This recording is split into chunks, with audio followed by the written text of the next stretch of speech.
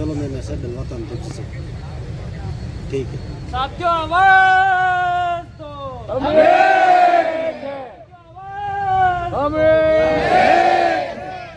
खूब धन्यवाद। आज बड़े लंबे संघर्ष के बाद ये आज चौथा दिन धरना हमारा चला। निश्चित रूप से शांतिवादी कूट से अंतु सर राकेश जी पे मैसेज डाल देना। ये ज्यादा भाषण नहीं ठीक है चाहूंगा।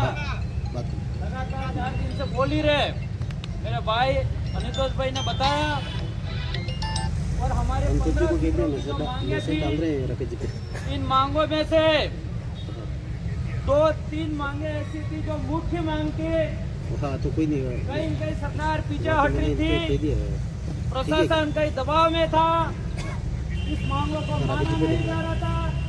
लेकिन आप सबके संघर्ष और आप सबका ये धरना जारी रहा। आपकी ताकत से हमारी ये मांगे मानी गई। और ये मांगे मैं आपके सामने सार्वजनिक करूंगा। ये लेट इसलिए हुआ कि प्रशासन भी हमें बोल रहा था कि मौखिक रूप से आप घोषणा करो, लेकिन हमने कह दिया हम लोग मौखिक रूप से घोषणा नहीं करेंगे, लिखित रूप में हमको दीजिए। इसलिए आज जो दौड़ा की बड़ी घटनाक्रम हुआ है, वो किस हिसाब से हुआ है उसको लेके आप सबको दुख है। जब 3 दिन पहले हम दौड़ा थाने के सामने धरने पे बैठे थे, उस समय चाहे वाहरपन जनप्रतिनिधि हो, चाहे सरपंच हो, चाहे डेलीगेट हो, चाहे समाजसेवी हो, चाहे किसी भी संगठन का हो, चाहे किसी भी पार्टी का हो, वो दिल की आवाज से बोल रहा था कि इस थाने के अंदर ये सीआई इतना लापरवाह है, ये कांस्टेबल इतना लापरवाह है, ये एएसआई इतना लापरवाह है। ये खुले आम बोल रहे थे। और हमारी सबकी मांग एक ही थी कि वो पूरा का पूरा थाने के अंदर जो कर्मचारी दोषी है उसको बर्खास्त किया जाए। लेकिन कोई नियम प्रक्रिया के आधार पे हमारी मांगे मानी है और हम लास्ट तक लड़ाई लड़ेंगे भी सही। मैं प्रशासन को भी कहना चाहूंगा, विधायक होने के नाते मैं बर्दाश्त नहीं करूंगा, बर्खास्त करने की क्षमता रखेंगे हम।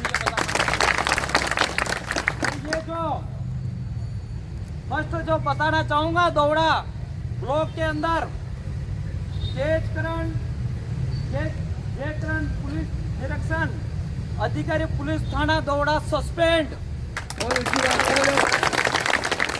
बाद जो 4 नीचे के कार्मिक है उनके मैं नाम सुनाना चाह रहा हूँ। बलमराम पुत्र तुला उप निरीक्षक suspend, Kumar head constable suspend, Bhupendra Singh suspend, Madhav Singh suspend. ये सब आपकी ताकत से हुआ है। ये आवाज मेरी नहीं थी, ये आवाज आपकी थी। साथियों, सोशल मीडिया पे काफी सारी बातें भी चल रही है। ये विशेष जाति से विधायक टारगेट कर रहा है, लेकिन मेरा भाई भी होगा तो भी मैं नहीं छोड़ूंगा इस चीज से। हमारे समाज के भी है एक भाई, हमें भी दुख होता है।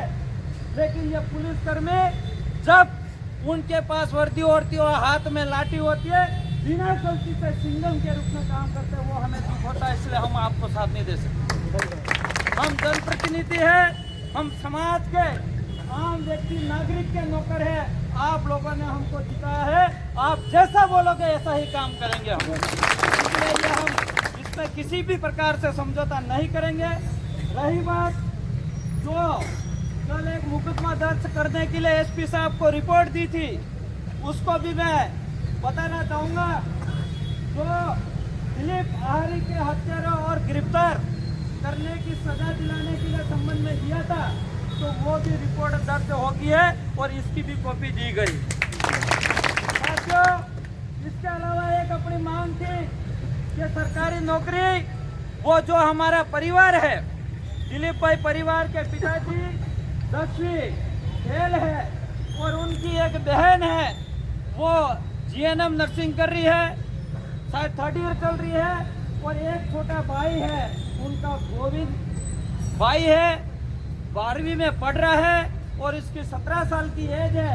लेकिन अभी वर्तमान एज जो भाई हमारे दिलीप भाई के पिताजी जो जीवराज जी को एक संविदा कर्मी सरकारी नौकरी जो रघुनाथपुरा गांव के अंदर हॉस्टल है, इसके अंदर नौकरी दी गई है। इसके अलावा 2 महीने के बाद, 1 साल के बाद एक माँबाड़ी जो उनका बच्चा है उनको दी जाएगी। ये दोनों है। मैं ज़्यादा बातें नहीं करके इसके आगे जो हमारी मांगे थी लगभग मानी गई। मेरे से पूर्व में जो MP साहब ने भी विवरण सहित बताया था, इसलिए मैं अभी लेट हो रहे हैं, इसलिए ज़्यादा बातें नहीं करके हमारे बाद में जो वरिष्ठ रोज कांति भाई आदिवासी दूसरी चर्चा करेंगे। इसी के साथ मेरा यहाँ पे विराम करता, सबको जय जोहार, आवाज।